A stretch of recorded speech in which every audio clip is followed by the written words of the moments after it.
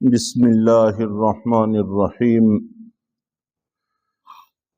أَلَمْ تَرَ إِلَى الَّذِينَ أُوتُوا نَصِيبًا مِّنَ الْكِتَابِ، اے پیغمبر کیا آپ نے ان لوگوں کو نہیں دیکھا جن کو کتاب کا ایک حصہ دیا گیا تھا؟ يُدْعَوْنَ إِلَى كِتَابِ اللَّهِ لِيَحْكُمَ بَيْنَهُمْ، کہ ان کو اللہ کی کتاب کی طرف دعوت دی جاتی ہے تاکہ اللہ تعالیٰ ان کے درمیان فیصلہ کریں۔ ثم يتولى فريق منهم وهم معرضون، اس کے باوجود ان میں سے ایک گروہ منہ موڑ کر انحراف کرنے لگتا ہے۔ گزشتہ درس میں اس کی تفصیل پر عرض کر دیا گیا تھا کہ یہود کے ایک گروہ نبی پاک صلی اللہ علیہ وسلم کے پاس فیصلے کے لیے آئے، اور جو ان کی تورات میں حکم تھا وہی قرآن پاک کا تھا، لیکن وہ اس حکم کو چھپانا چاہتے تھے، تو اس پر ان کو تنبیہ کی گئی، اور نبی پاک صلی اللہ علیہ وسلم نے تورات اور قرآن پاک کے مشترکہ حکم کے مطابق فیصلہ دیا اور دونوں کو مجرموں کو رجم کر دیا گیا۔ ذَلِكَ بِأَنَّهُمْ قَالُوا لَن تَمَسَّنَا النَّارُ إِلَّا أَيَّامًا مَّعْدُودَاتٍ، یہ سب کچھ اس وجہ سے تھا کہ انہوں نے کہا ہے کہ ہم کو آگ چند گنتی کے دنوں کے علاوہ ہرگز نہیں چھوئے گی۔ جب یہ گروہ وہاں سے واپس پلٹا، خیبر سے آیا تھا، تو راستے میں اور پھر وہاں پر پہنچ کر عام لوگوں نے ان کو ملامت کیا کہ وہاں گئے تھے، افراد بھی مارے گئے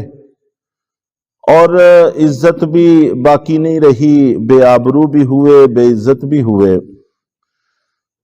اس پر جو سردار تھے اور ان کے ذمہ داران تھے، انہوں نے عوام کو تسلی دینے کی کوشش کی، اور عام طور پر ایسے ہی ہوتا ہے۔ قرآن پاک میں سرداروں اور متبعین کے جگہ جگہ مکالمے ذکر کیے ہیں جو آخرت میں اور جہنم میں ان کے آپس میں ہوں گے۔ اس میں سے حاصل سب کا یہی ہے کہ عوام کو بہکانے کی کوشش کرتے ہیں اور اس سے اپنے مقاصد سیدھے کرنے کی کوشش کرتے ہیں، جھوٹ بول کر اور دھوکہ دہی کے ذریعے، جس طرح سے بھی ہو، تو عوام کو بہکانے کی کوشش کی جاتی ہے۔ چنانچہ یہاں پر بھی یہی ہوا کہ انہوں نے کہا کہ کیا فائدہ ہوا کہ وہاں پر ہم بے آبرو بھی ہوئے، اپنی کتاب پر کا حکم نہ ماننے کی وجہ سے ذلت بھی اٹھوانی پڑی، رسوائی بھی اٹھانی پڑی۔ تو اس پر انہوں نے کہا کہ کوئی مسئلہ نہیں ہے، زیادہ سے زیادہ یہی ہے کہ یہ ہم سے جرم ہوا ہے، اور یہ بھی تھوڑا سا تقابلی جائزہ لینے کی ضرورت ہے کہ اب تو اللہ کے فضل سے سرے سے جرم تسلیم ہی نہیں کیا جاتا، اور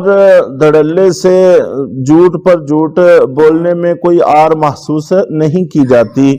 انہوں نے کم سے کم جرم تسلیم کیا کہ واقعی ہم نے کیا تو غلط ہے، ہوا تو جرم ہی ہے، لیکن ہمارے جرائم یہ کوئی زیادہ مسئلہ نہیں ہے، اس لیے کہ ہم چاہے جتنی بھی برائیاں کریں، ہم صرف 7 دن کے لیے جہنم میں جائیں گے، اور اس کے علاوہ ہمیں جہنم میں نہیں جانا پڑے گا۔ تو لن تمسنا النار الا ایام معدودات، چند گنتی کے دن، یعنی 7 دن ہمیں جہنم کی آگ لپٹے گی، اس کے بعد پھر ہمیں وہاں سے نکال لیا جائے گا۔ اور ان کا خیال یہ تھا کہ دنیا کی کل عمر 7000 سال ہے، اور ہر 1000 سال کے بدلے میں 1 دن کے لیے ہمیں جہنم میں جانا پڑے گا، تو یوں ہمارے 7 دن جہنم میں جانا ہوگا۔ تو جب ہم نے جہنم میں 7 دن جانا ہی ہے، ایک تو یہ زیادہ لمبی مدت نہیں ہے، تھوڑا سا وقت ہے، تو زیادہ لمبی مدت نہیں ہے، اور پھر اگر ہم مزید جرائم کرتے بھی ہیں تو اس سے فرق بھی کوئی نہیں پڑتا، اس لیے کوئی پریشانی والی بات نہیں ہے۔ تم اطمینان رکھو، اپنی عوام کو یوں سمجھانے کی کوشش کی۔ حالانکہ اگر تھوڑا سا سوچا جائے تو کتنی حماقت کی بات ہے کہ مثال کے طور پر دنیا میں آگ جلائی جائے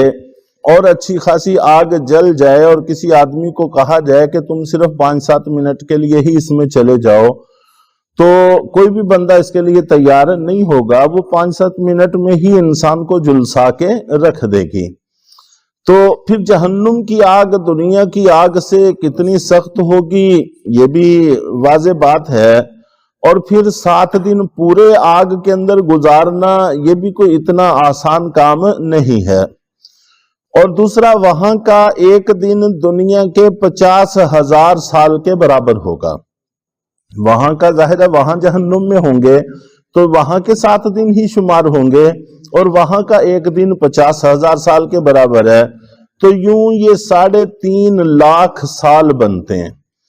تو 3.5 لاکھ سال جہنم میں بڑی خوشی سے جلنے کو تیار ہیں، اور جرائم بھی کرتے رہنے کو تیار ہیں، اور اس پر کوئی احساس بھی نہیں ہے اور کسی طرح کی کوئی پریشانی بھی نہیں ہے۔ اور بعض میں یہ بھی ہے کہ یہودیوں کا نظریہ یہ ہے کہ یہ 40 دن کے لیے جہنم میں جائیں گے، اور 40 دن یہ اس وجہ سے کہتے ہیں کہ جب حضرت موسیٰ علیہ السلام طور پہاڑ پر تورات لینے کے لیے تشریف لے گئے تھے تو اس وقت انہوں نے بچڑا بنایا اور اس کی پوجا شروع کر دی، اور یہ دورانیہ ان کا 40 دن کا ہے کہ ہم نے 40 دن چونکہ بچڑے کی پوجا کی تھی، اس لیے اس کے بدلے میں ہم 40 دن کے لیے جہنم میں جائیں گے، اور اگر یہ 40 دن مان لیا جائے تو یہ 20 لاکھ سال بنتے ہیں، اور بھی لمبی مدت ہے۔ تو بہرحال یہ ان کے من گھڑت خیالات تھے جو ان کو جرائم کی جرت دیتے تھے، اور اسی طرح یہ یہودیوں کا نظریہ ہے، اور عیسائیوں کا خیال یہ ہے کہ ہم سب کے جرائم کی طرف سے حضرت عیسیٰ علیہ السلام سولی چڑھ گئے تھے، تو وہ سب جرائم کا کفارہ ہو گیا، اب ہم سے کوئی گناہ نہیں، کسی گناہ کے بارے میں کوئی پوچھ گچھ نہیں ہوگی، اس لیے کھلے عام دھوکہ دہی میں ان کو کوئی فرق محسوس نہیں ہوتا، اور مسلمان اقوام اور غیر مسلم اقوام کے بارے میں فیصلوں سے جو بالکل واضح اور عیان چیز ہمیں نظر آتی ہے اس سے بھی ان کو کوئی گھبراہٹ نہیں ہوتی، اور آبادیوں پر، نہتوں پر اور خواتین اور بچوں پر ظلم ڈالے میں بھی ان کو کوئی آر محسوس نہیں ہوتی، اس لیے کہ وہ یہ سمجھتے ہیں کہ بس ہمارے گناہ دھل گئے ہیں، اب ہم سے کسی طرح کی کوئی اور مزید پوچھ پڑتیت نہیں ہے۔ تو یہ سب کا سب ان کی غلطی ہے۔ وَغَرَّهُمْ فِي دِينِهِمْ مَا كَانُوا يَفْتَرُونَ۔ یہ جو جرائم کرتے ہیں یہ سب کچھ اس وجہ سے ہے کہ ان کو ان کے دین کے معاملہ میں اسی جھوٹ نے دھوکے میں ڈال دیا ہے جو انہوں نے گھڑ رکھا ہے، تراش رکھا ہے۔ یہ جھوٹ انہوں نے تراشا اور اسی نے جرائم کا حوصلہ اور جرت دے دی، جس کی وجہ سے وہ جرائم کرتے چلے جا رہے ہیں۔ اور شیطان کی یہ پرانی چالوں میں سے ایک چال ہے کہ وہ ہر مجرم، ہر برا کام اور ہر زیادتی کرنے والے کے ذہن میں اس کے جواز کی شکلیں پیدا کرتا ہے، اور کوئی نہ کوئی راستہ اس کو محفوظ دینے کی کوشش کرتا ہے کہ اس جرم میں کوئی حرج نہیں ہے، اس میں کوئی مسئلہ نہیں ہے، یہ کوئی جرم بھی نہیں ہے، یہ تمہارے لیے درست ہے۔ تو فَكَيْفَ إِذَا جَمَعْنَاهُمْ لِيَوْمٍ لَا رَيْبَ فِيهِ۔ تو اس کے بعد اللہ تعالیٰ فرماتے ہیں کہ یہ تو دنیا کی باتیں ہیں جو یہ کرتے رہتے ہیں، تو اس وقت ان کا کیا حال ہوگا جس وقت ہم ان سب کو ایسے دن کا سامنا کرنے کے لیے جمع کر لائیں گے جس کے آنے میں ذرہ بر کوئی شک نہیں ہے۔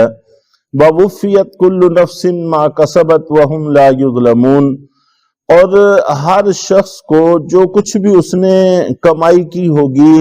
اس کا بدلہ پورا پورا دے دیا جائے گا، وَهُمْ لَا يُظْلَمُونَ، اور کسی پر ظلم نہیں کیا جائے گا۔ اس وقت کو سامنے رکھیں اور وہاں پر اس طرح کے عذر لنگ نہیں چلیں گے، اور اللہ کے سامنے زبان بھی نہیں چلائی جا سکے گی۔ اس لیے اس دن کو پیش نظر رکھ کے اپنے معاملات کو ترتیب دینا چاہیے، اور ہمہ طرح کی غلط بیانیوں سے اور جرائم سے بچنے کی کوشش کرنی چاہیے۔ اللہ تعالی ہم سب کو عمل کی توفیق عطا فرمائے۔